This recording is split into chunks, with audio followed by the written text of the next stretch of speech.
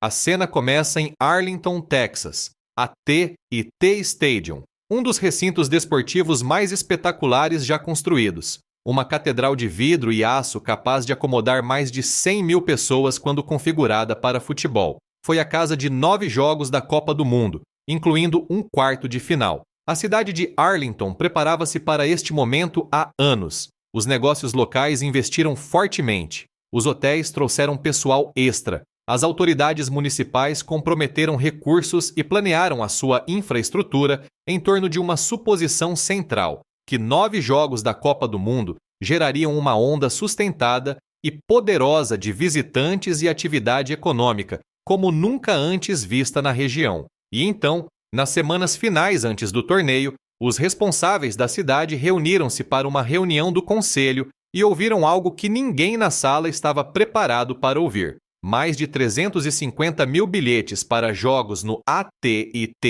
Stadium ainda estavam por vender. Não era apenas um pequeno número. Não era um déficit gerível que os organizadores pudessem absorver discretamente com confiança. 350 mil lugares ao longo de 9 jogos, e ninguém os tinha comprado. O vice-gerente municipal de Arlington descreveu a situação ainda mais claramente para o conselho. Aproximadamente 700 mil bilhetes estavam disponíveis para jogos no estádio. Entre 35% e 50% desses tinham sido vendidos no momento em que o relatório foi entregue. No limite inferior dessa estimativa, quase metade de cada bilhete para cada jogo da Copa do Mundo em Dallas ainda estava em inventário, num estádio que o mundo assistente supunha estar cheio até ao teto. Esse único número, 350 mil bilhetes não vendidos numa só cidade, revela algo sobre este torneio que a máquina promocional da FIFA tem consistentemente dificuldade em reconhecer. E quando o confrontamos com tudo o resto que estava a acontecer,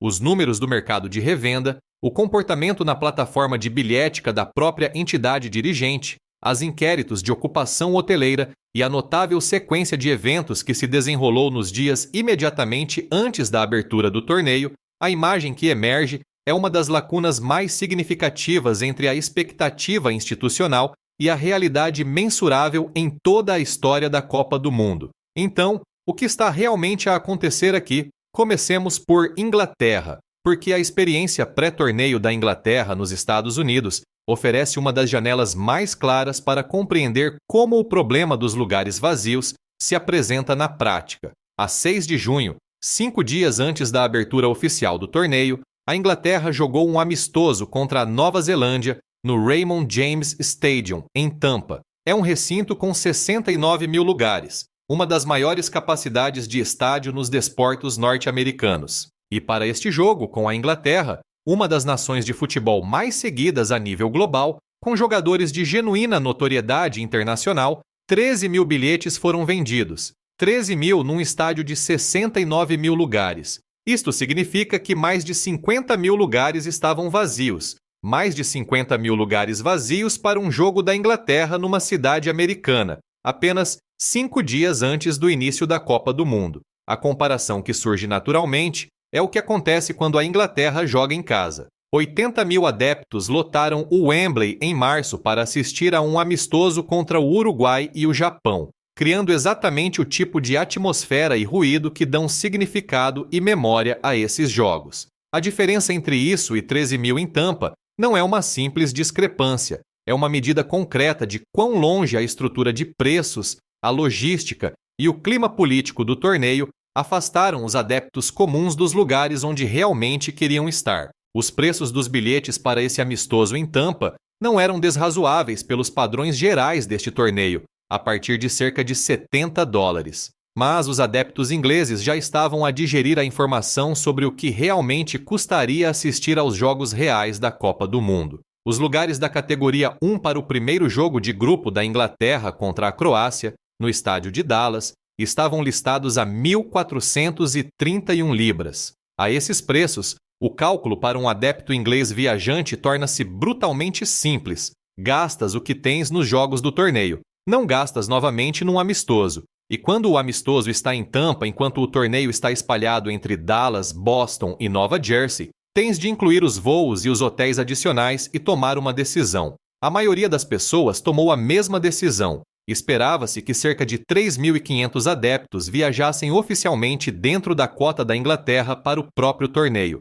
Relatórios da altura estimavam que alguns milhares, números por volta de 1.500, compareceriam ao amistoso. A imagem de 50 mil lugares vazios num estádio que supunha sinalizar a chegada da febre da Copa do Mundo às cidades americanas não era a pré-visualização que alguém tinha planeado. É aqui que as coisas se tornam significativamente mais complexas, porque a situação dos lugares vazios em Dallas e Tampa coincide com algo que aconteceu na própria plataforma oficial de bilhética da FIFA, algo que gerou a sua própria onda de séria preocupação. Analistas que monitorizam o inventário de bilhetes para grandes eventos desportivos observaram que aproximadamente 74 mil bilhetes estavam disponíveis através da plataforma oficial nos dias anteriores ao torneio.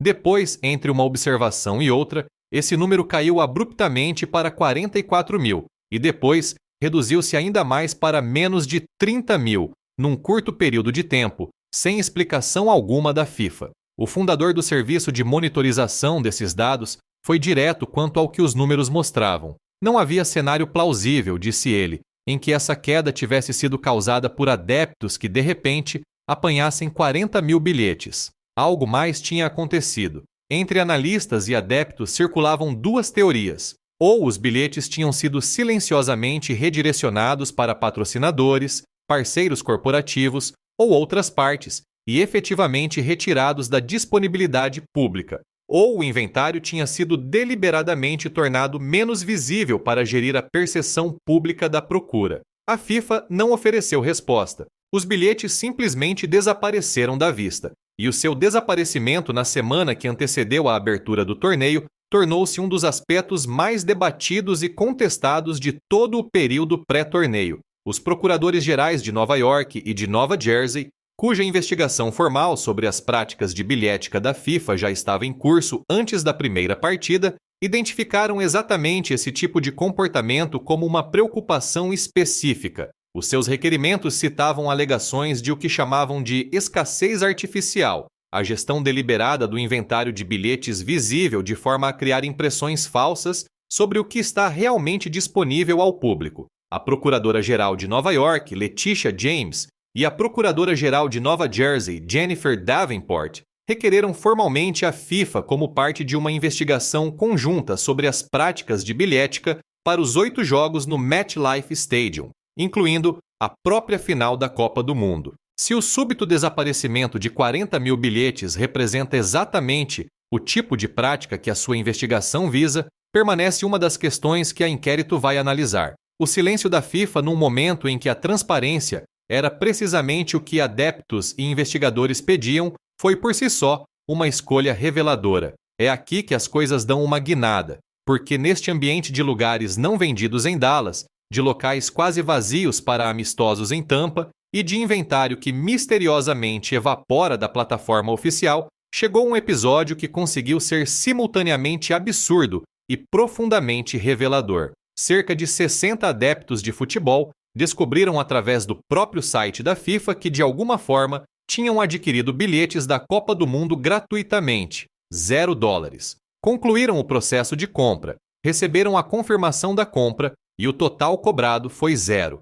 Por um breve e extraordinário momento, aproximadamente 60 pessoas obtiveram a maior pechincha da história da Copa do Mundo. Depois, a FIFA contactou-as. A 3 de junho, o órgão dirigente enviou a cada adepto afectado um e-mail. Explicou que um erro no check-out tinha resultado na atribuição dos bilhetes sem custo devido a um problema de pagamento prévio durante o processo. A FIFA disse lamentar o inconveniente. Também informou que os bilhetes permaneciam reservados, mas que tinham exatamente 7 dias para pagar o preço correto integralmente, ou perderiam os lugares totalmente. Pense cuidadosamente no que essa sequência de eventos comunica às pessoas que a viveram. Passaste por um processo oficial numa plataforma oficial. Recebeste a confirmação oficial de uma compra concluída. E então, a organização que gere o torneio reverteu essa confirmação e exigiu que pagasses dinheiro que nunca tinha sido cobrado. O próprio sistema da FIFA gerou um erro que beneficiou o adepto.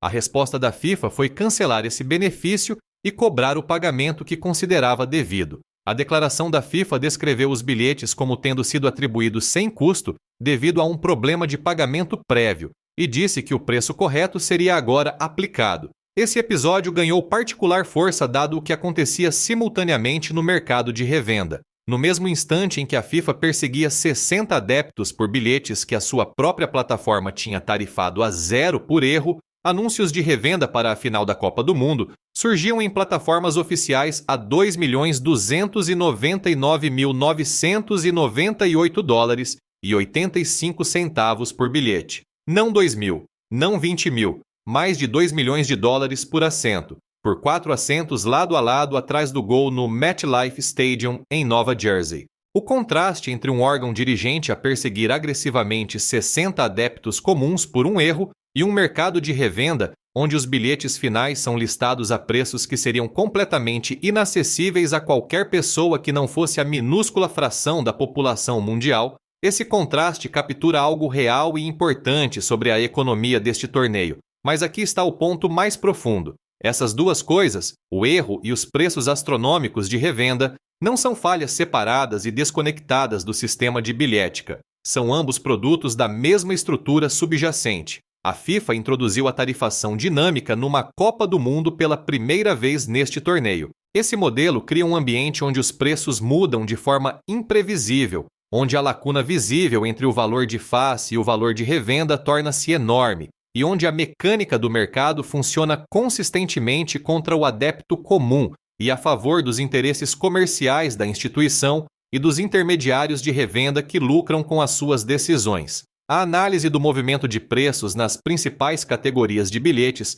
mostrou um aumento médio de aproximadamente 34% entre a abertura das vendas e as semanas imediatamente anteriores ao torneio. Os dados indicam que entre outubro de 2025 e abril de 2026, os preços de mais de 90 dos 104 jogos totais aumentaram. Adeptos que tinham orçamentado com base nos preços que viram na primeira consulta encontraram esses mesmos preços substancialmente mais elevados quando voltaram a completar a compra. O modelo de tarifação dinâmica, introduzido aqui pela primeira vez, operou exatamente como os seus críticos previram, não nos interesses dos fãs, mas contra eles. A investigação dos procuradores gerais destacou o mecanismo específico através do qual os adeptos foram induzidos ao erro. Depois de milhões de adeptos já terem assegurado o que acreditavam serem os seus lugares, os organizadores supostamente modificaram os planos dos estádios ao introduzir uma nova categoria Premium frontal dentro dessas zonas existentes. Ou seja, o mapa de assentos mudou depois de as pessoas já terem comprado. Um adepto de Dallas alegou ter pago $860 por lugares que pareciam ser de nível médio sólido, apenas para descobrir que os seus lugares estavam perto do topo do recinto. Quando a FIFA não respondeu, a sua companhia de cartão de crédito abriu uma investigação e emitiu um reembolso. Os adeptos europeus também não foram poupados. Uma coligação de grupos de adeptos representando 5 nações, juntamente com uma organização de defesa do consumidor, apresentou uma queixa formal à Comissão Europeia, acusando a FIFA de impor preços excessivos e condições de compra opacas em todo o conjunto. A Football Supporters Europe argumentou que a FIFA explorou a sua posição dominante no mercado para extrair preços a níveis que efetivamente excluíam os próprios adeptos a quem o jogo deveria servir. Para um indivíduo que assistisse a um jogo por ronda ao longo de 8 rondas, os custos dos bilhetes variavam de aproximadamente 5.200 libras na categoria mais baixa a mais de 12.000 libras na mais alta. Não são números incidentais, são os preços da exclusão estrutural. A situação de revenda gerou ainda um episódio separado que atravessa a narrativa habitual de bilhetes caros e escassos. Para certas partidas da fase de grupos, os encontros de menor perfil que não despertaram amplo interesse público, os preços de revenda caíram drasticamente. Um jogo chegou a ficar abaixo de $100 no mercado secundário. Vários outros mostraram centenas, e em alguns casos milhares de lugares disponíveis a preços inferiores ao valor de face. Em determinadas cidades e para determinados jogos, o torneio que se anunciava com base numa procura sem precedentes mostrava-se visivelmente sobreoferecido em relação ao número de compradores dispostos a pagar o preço pedido. Especialistas que estudam o comportamento do consumidor nos mercados de eventos desportivos apontaram o modelo de tarifação dinâmica como um contributo direto para essa volatilidade. Porque se os adeptos sabem que os preços podem cair, como claramente fizeram na Copa Mundial de Clubes do verão passado, onde os lugares foram finalmente entregues nos últimos dias antes dos jogos, o comportamento racional é simplesmente esperar, segurar-se, ver se o preço baixa antes de fazer um compromisso. Esse padrão de comportamento, multiplicado por dezenas de milhares de potenciais compradores, produz diretamente o tipo de procura lenta nas fases iniciais e as oscilações de preço de última hora que o torneio experienciou. O modelo que supunha extrair o máximo valor comercial de cada lugar em alguns mercados conseguiu precisamente o oposto. Suprimiu as compras antecipadas, criou problemas visíveis de inventário e minou a confiança geral na atratividade do torneio. A resposta do chefe de governo americano acrescentou uma dimensão que poucos previram. O presidente Trump, não normalmente associado à simpatia pelos adeptos internacionais de futebol, criticou publicamente a tarifação dos bilhetes da FIFA, chamando-a predatória e atacando diretamente as práticas comerciais da organização no contexto de um torneio a ser realizado no seu país. Quando o homem que entregou um prêmio da paz ao presidente da FIFA na cerimônia de sorteio da Copa do Mundo passa a atacar publicamente a mesma organização pelos seus preços de bilhetes, o sinal de quão longe o sentimento público avançou é inequívoco. Eis algo que vale a pena refletir por um momento. O que recordas realmente da última vez que viste um jogo da Copa do Mundo num estádio que não estava cheio? Isso altera a atmosfera de formas imediatamente visíveis e sentidas. O futebol a este nível tira uma enorme parte do seu poder do ruído e da energia coletiva de uma multidão à plena capacidade. Os momentos que definem um torneio, o golo que silencia 60 mil pessoas ou o golo que as explode, são criados tanto pela multidão como pelo jogador que o marca. Quando partes significativas dessa multidão faltam, algo essencial está ausente. Não do próprio futebol, mas da experiência vivida do futebol. E essa experiência, a que os adeptos viajam milhares de quilômetros e gastam milhares de euros para aceder, torna-se fundamentalmente diferente quando metade dos lugares à tua volta está vazia. A comparação histórica que mais importa aqui é a Copa Mundial de Clubes realizada nos Estados Unidos no verão passado como um ensaio deliberado para este torneio. Essa competição produziu imagens que circularam amplamente, secções vazias e extensas em estádios que supunham demonstrar a prontidão do futebol norte-americano para o jogo global. Em Atlanta, um jogo atraiu menos de 25 mil pessoas num estádio com mais de 70 mil lugares. O modelo de tarifação que afastou os adeptos desse torneio menor era, em todas as suas características essenciais, o mesmo modelo aplicado a este maior. As lições eram claramente visíveis. Quaisquer ajustes feitos em resposta mostraram-se insuficientes para impedir que um padrão semelhante emergisse no principal evento. O que acontece a seguir é a questão realmente aberta, porque o torneio já está em curso e o futebol cria o seu próprio impulso. Adeptos casuais que esperavam que a competição se tornasse real antes de se comprometer podem agora envolver-se. Compras de última hora, impulsionadas por um resultado específico, uma narrativa inesperada ou uma corrida inesperada de uma nação nas fases eliminatórias, podem preencher parte do inventário que as vendas pré-torneio deixaram por aí. A FIFA confirmou que continuará a libertar bilhetes ao longo da competição. Os cortes de preço de última hora da Copa Mundial de Clubes acabaram por encher alguns dos seus recintos vazios. O mesmo pode acontecer aqui, mas aqui está o ponto sobre os cortes de preço de última hora e a gestão de inventário de emergência numa Copa do Mundo. Não são uma história de sucesso, são uma operação de recuperação. E os adeptos que assistem de casa, os que olharam os preços, a logística de viagem, a situação dos vistos, a escala de compromisso exigida e concluíram que o valor simplesmente não estava lá. Muitos desses já tomaram a sua decisão e seguiram em frente. O mercado de bilhetes pode ajustar-se para baixo, mas o hotel já absorveu o custo dos quartos que não preencheu. A cidade já planeou em torno dos números de visitantes que não recebeu. As operações de recuperação têm limites reais. O que este torneio demonstrará finalmente sobre a relação entre a estratégia de preços e a presença dos adeptos será estudado cuidadosamente por todos os envolvidos na organização de grandes eventos desportivos nos anos que virão, porque a Copa do Mundo de 2026 implementou o modelo de bilhética mais agressivo comercialmente na história da competição, introduziu a tarifação dinâmica pela primeira vez, fixou preços de face a níveis que colocaram partes significativas do torneio fora do alcance dos adeptos comuns, tanto nas nações anfitriãs como nos países cujas equipas competiam. Gerou um erro de plataforma que deu a 60 pessoas bilhetes gratuitos, depois exigiu que pagassem esse dinheiro dentro de 7 dias. Permitiram que bilhetes finais aparecessem na sua própria plataforma oficial de revenda a mais de 2 milhões de dólares por assento, e observaram 350 mil bilhetes em Dallas permanecerem não vendidos nas semanas finais de preparação, enquanto um estádio em Tampa se preparava para receber um amistoso da Inglaterra com mais lugares vazios do que ocupados. Estes não são falhas isoladas de decisões individuais. São o produto acumulado de uma estratégia comercial que tratou a Copa do Mundo principalmente como uma oportunidade de extração, em vez de uma celebração. E os lugares vazios, os de Dallas, os de Tampa, as listagens de revenda que persistiram até os dias de abertura do torneio, são a resposta de mercado visível a essa estratégia. São a resposta à questão de se a FIFA foi demasiado longe. As evidências em terreno sugerem que foi.